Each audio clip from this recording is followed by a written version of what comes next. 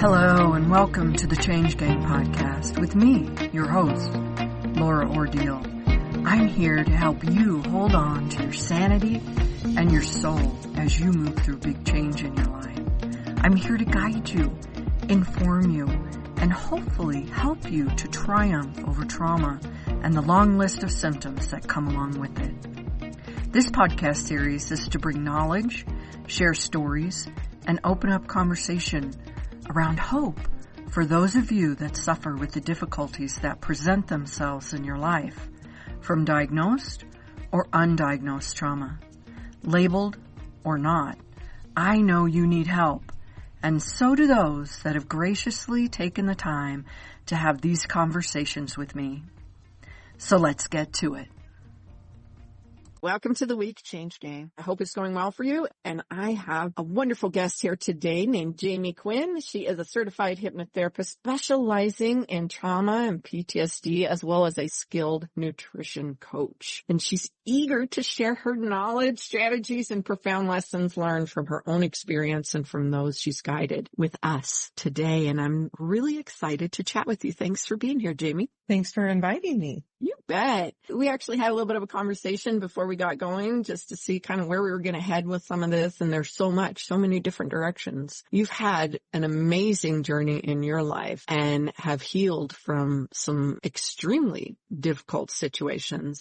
And if you're up for it, I would love for you to share a little bit about your journey and some of the struggles, because you're not the only one that's been through them. I know there's someone out there listening that has been through the ones that you've been through. And I think showing that you've come out the other side of it, living life in the way that you are now. And we'll get to that too, because you're doing some amazing things, and I want to chat about that before you go. But to show that there is a way out of it. Do you want to share a little bit about that, Jamie? I would love to. So I did have a very traumatic childhood, and I had one huge event that shaped a lot of direction in my life. And it's so amazing how one event can change so many things in your life and not even know that they're all related. And so when I was a child, my mother was attacked by a serial killer, and I was present, and that truly shaped how I lived my life. And into adulthood, I never realized how much it shaped my life. And to give you an example, my mother was attacked in a bathroom. And so whenever I had to use a bathroom, especially in public, I became very tense and very fearful. And I had a system in place, and this grew as I grew up. If I had to use a bathroom in public, I would start scanning who was around. Once I got into the bathroom, I would check all the stalls. I would make sure that people weren't even crouched on top of the toilet. I watched for shadows. I listened for sounds. And I never even really related that to the trauma that I experienced. But most importantly, I spent most of my adult life constipated, and I took so many medications. I'm talking 5, 6 medications a day just to try to go to the bathroom. And it never once dawned on me that because I was so tense going into the bathroom, gee, you can't poop? No wonder why. You're under such stress. And over years and years and years, your body holds that. Oh, she's going to the bathroom. We need to get ready for fight or flight, right? We're stressed. So it wasn't even until after I was into my therapy that I realized that those were connected, and that today I don't take any medication to go to the bathroom. And that is the power of the mind, the body, and trauma. That's just one tiny part of what you experienced. You actually ended up agoraphobic, right? I mean, you went out sometimes. I was too fearful to leave my home. Leaving my home became stressful.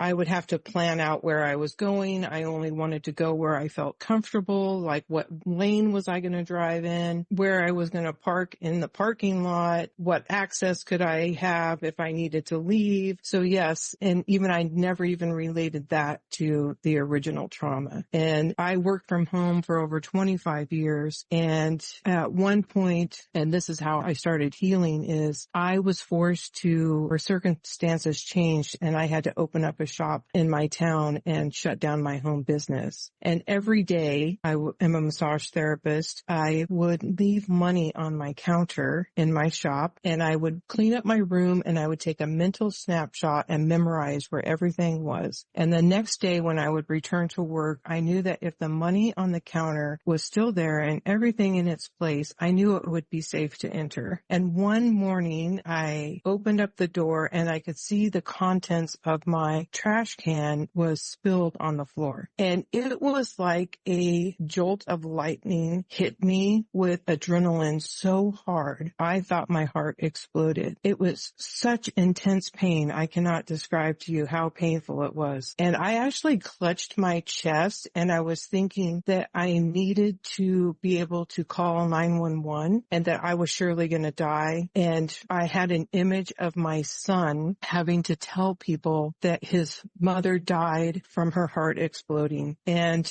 that was my epiphany moment, because when I reached the light switch and I turned it on, I could see that a painting had fallen off the wall and hit the trash can, and there was no boogeyman there. And I knew in that moment I needed help or my heart would not hold out. That is such a realization for someone to have. And I'm so glad that you had it. Did you turn to at that point? Did you go to hypnosis, or did you kind of go down the course of some other things and see what works? And how did you end up in hypnosis? It's going to be my little bit of a journey there. Yeah, so I tried everything, actually. I did talk therapy, I did energy work, and I actually stumbled on hypnosis, and I took a weekend course. And the first time I ever was hypnotized, I actually felt very ill, and I think I had an ab reaction. And so over that weekend, I had so much stuff coming up, but at the same time, I let go of a lot of things. And I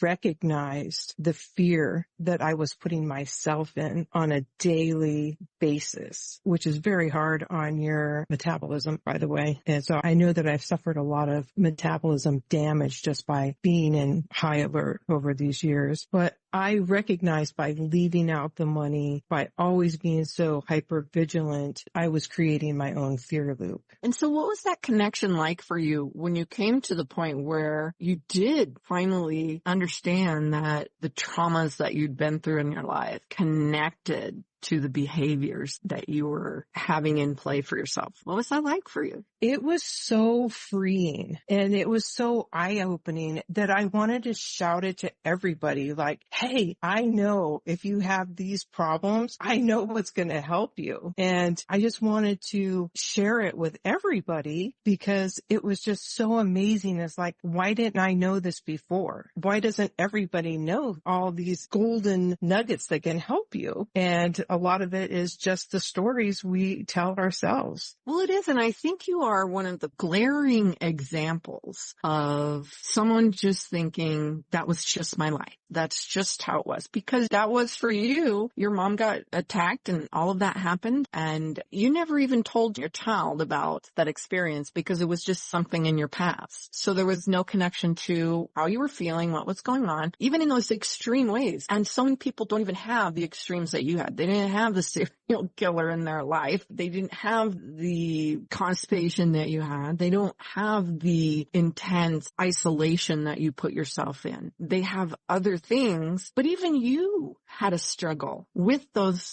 big signs in front of you. You had a struggle connecting that. I think it's so important that we do talk about it and say, even if it's the little things that you see, it's not uncommon for you to not make the connection of your digestion being messed up, whether it's constipation, IBS, diarrhea, whatever it is that you're struggling with, that could be related to something that you just consider, that was just my life. True.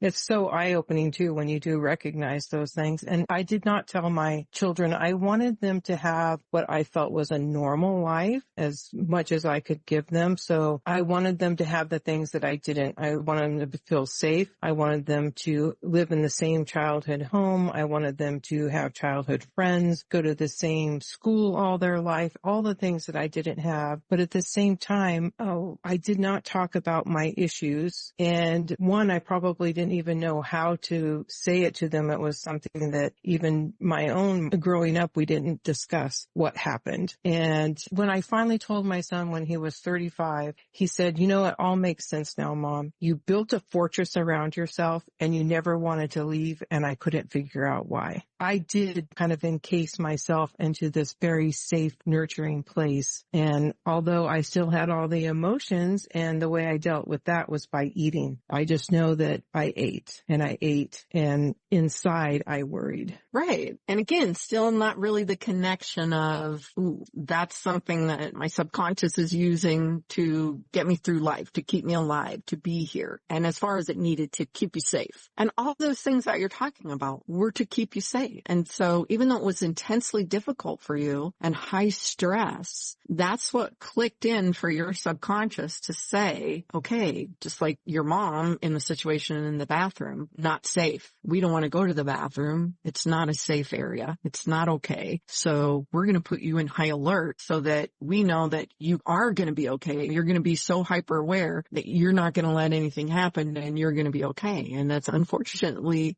the way that our subconscious works when it's trying to protect us. And it doesn't always serve us the best way. Yes, but until you have that knowledge, it's very difficult to change or to even get out of those patterns. You're just stuck in that same loop. That's why yo-yo dieting, you can have all the tools that you need and know everything to do to be a healthy person and eat healthy and exercise. But unless you clear up those stories, you're just going to be fighting a battle, an internal battle, not understanding why you can't stop eating, why you're drawn to that food. And through the healing with hypnosis and the things, you also discovered that it was some of the eating that was there. And so you kind of dove into the nutrition side to help yourself heal there as well. And one of the things that's so important, and it doesn't get mentioned in a lot of the hypnosis work that gets done, but it does happen to get mentioned in, I know, the training that both you and I did with the specific trauma training, PTSD, that nutrition is a key factor in some of that healing process. And it's very important to add that in because you need to do the reset at all the levels. You need to really be amplifying yourself in the best possible way in all of those. And you really did, I think even before that particular instance that I'm talking about in that particular training, you did turn to nutrition because of some of the issues. And you shared with me that you lost a bunch of weight initially, but you didn't do it in a way that was healthy and good and that served your body well. And so you came back to that and decided to do it the right way. That is very true. I did do a lot of yo-yo dieting, and then I reached a point where I was under eating. I did lose about 70 pounds. And then when I started studying nutrition, I actually have gained probably 30 pounds back. And I'm okay with that right now because, for one, I feel like I'm in the middle of my journey.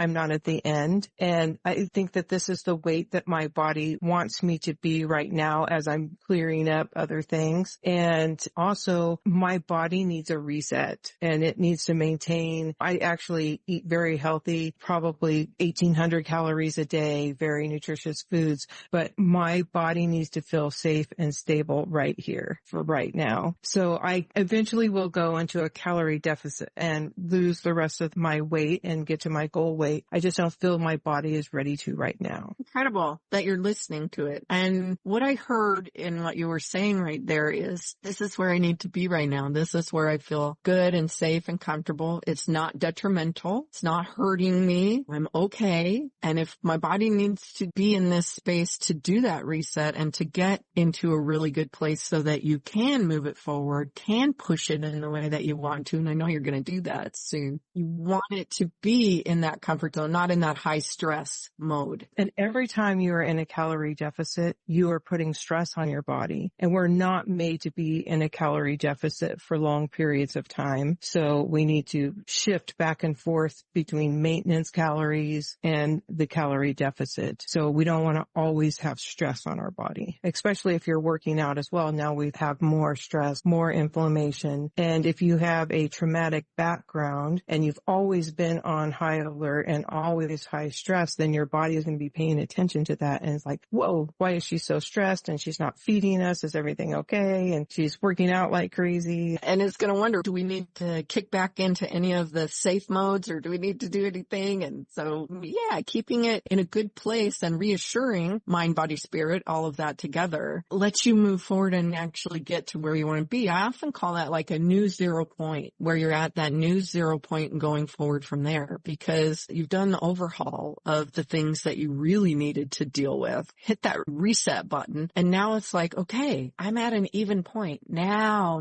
I can move forward. Now I can do what I need to do. Yes. And you are actually doing, so you obviously exercise, you're an avid hiker, you backpack, you love being outdoors, and you have an amazing, wonderful thing that you're going to be doing. So you're really kind of challenging yourself. In my world, it would be quite the challenge. But it's an incredible thing. Will you tell us a little bit about what you're going to be doing here pretty soon? Yes, on Thursday, April 4th, I'm leaving to go backpack Section A of the Pacific Crest Trail. And I'm going to be gone 9 days out there on the trail. I keep saying, I can live with only 2 showers. That's going to be fine.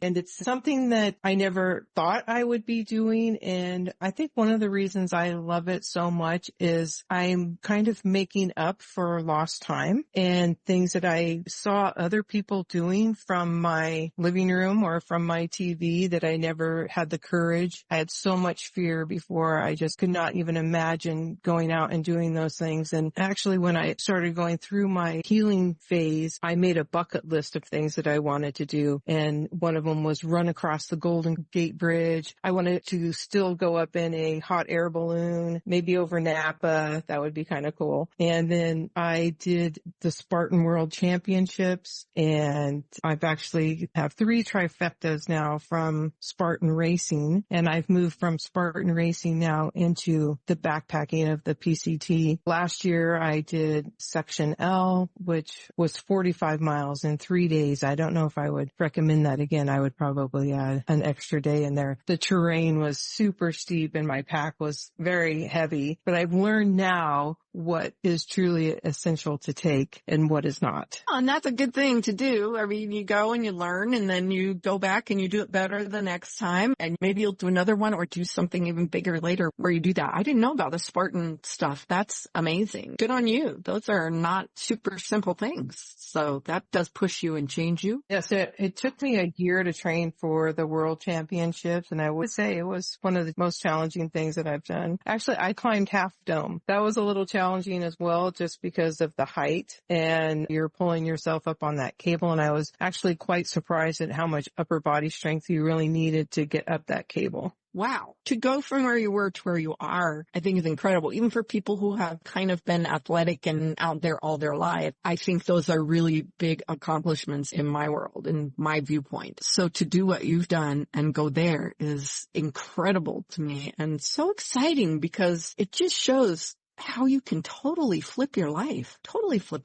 Trauma does not have to hold you where you are. It doesn't have to keep you locked into who you've always been. It can allow you to be, because you were pretty young when that happened, if I remember right. How old were you? I was 8. You didn't even really have a chance to develop into the person you were going to be before that happened and experience life in a quote unquote normal way. You went right into kind of defending your space from the time you were tiny. So you never really knew any different. And now you do. It's like, wow. It's got to be like, I don't know, coming out of the dark almost. Is that what it's like when you go from being that much of one person into another? Yes. And I have changed my life 100% from that trauma. But the most amazing thing is how fast it can happen with hypnotherapy. And sometimes even just going throughout my day, I will pick up on little things like it felt like the memory of that night that my mother was attacked used to always be sitting right up here on my left side on my shoulder. And I just had this image of myself and my mother. And that led me through my days. A lot of the times I always had that image there. But now, like one day I'm like, that image is gone. And one time I had a hard time recalling it. And then I would ask myself, do I even want to recall it? And it's like, I can recall it, but it's so distant now. It's not like I'm carrying it with me so close and personal. So the memory is gone, but I think a lot of the emotion to it is gone. And that's one of the things that between oftentimes NLP, neuro-linguistic programming, is a part of the hypnosis that we do with the words that we use and the way that we do it. But even hypnosis itself, it doesn't always necessarily take away the memory. I mean, it can. There's ways that you can go in and do that if it's necessary, but it's usually not necessary. It removes the emotional attachment to that situation where it doesn't drag you down into the fear, into the anxiety, into the stress of it all. It allows you to almost look at it as an outside observer and go, oh, that happened and I'm okay. I'm going to keep moving and be okay. And plus, I think that little girl is healed. And that's amazing. And I love that you said that it happens quick. So do you want to tell people a little bit about how long it kind of, I know we're always tweaking and doing, as I think as a hypnotist, I'm always using hypnosis to tweak something with myself or adjust something or do something. But that initial period for you to turn your life around, how long did that take with hypnosis? With hypnosis. So it was that weekend class, I had some pretty significant change. And then that made me want more.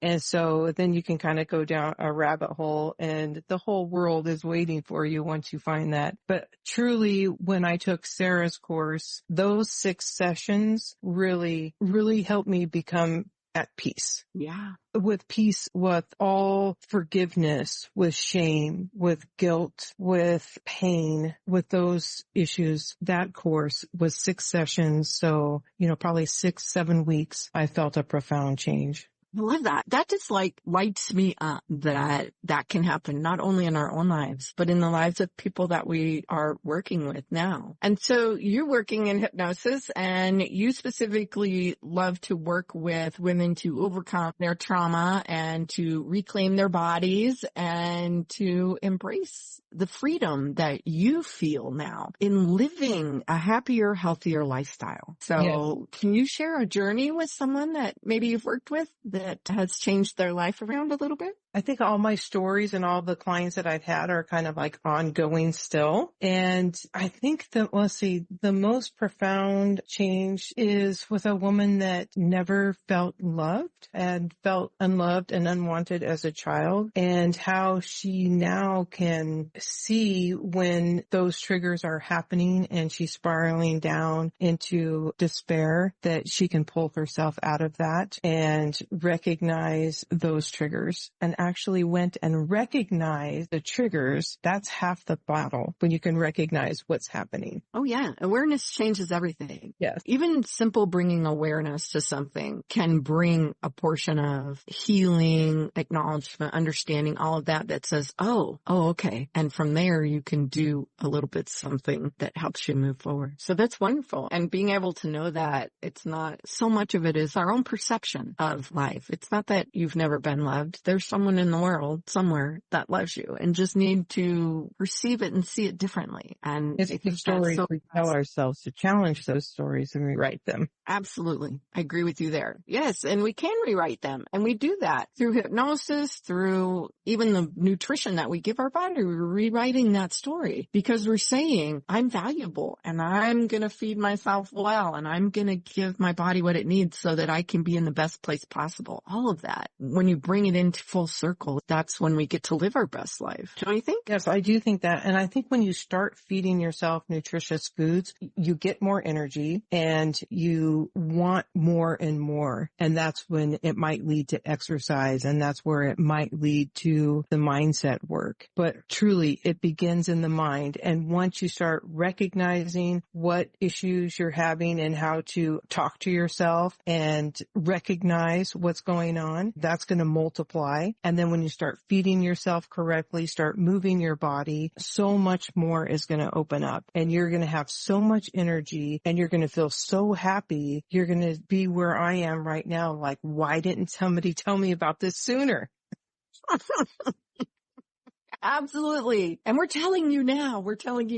So no excuses now. You know what's possible. You know where you can go from and to in just the example of what Jamie's done in her life. Thanks for sharing that, Jamie. I'm so grateful because it's so important for people to see what's possible. Yes. I want women to know that if you've been yo-yo dieting and you can't figure out what's wrong, start with the mind first. Start recognizing what's going on there, and it'll make losing weight so much easier. You know, we fight against that, our willpower and our ways and our habits, and we think we're just weak or we just can't stick to something when actually we just need to go in and do a little bit of adjustments in the mind so that then we can have success. And until we do, we're going to keep that yo-yo thing. We're going to keep butting up against failure and all of that. So go there first so you can succeed. That's my motto. If you don't mind, share with people how they can get in touch with you. It'll of course be in the show notes, but I would love for you to go ahead and tell them now how they can reach out to you, how they can connect with you. You can find me on Instagram at Quinn Hypnotherapy. You can also find me on my website at quinnhypnotherapy.com, and the same with Facebook, Quinn Hypnotherapy. I'm the same across the board. I'm making it easy. I love that. I know all my stuff's under my name right now, and it's like, do I want to change anything? Because it's so easy to just say, just go find my name. You'll find me there. So quinnhypnotherapy.com or on Instagram or Facebook at Quinn Hypnotherapy. And go reach out to her, because if you do need some help, if you do need a little bit of adjustment or guidance and that reset button with that hypnotherapy, then she's your girl. I should say woman. Anyway, there you go. And thanks for being here, Change Gang. I appreciate it. I hope you enjoyed the conversation. I hope that you go and reach out to Jamie. And of course, I'm here to answer any questions as well. So go have a wonderful week, and I'll meet you right here, same time next week.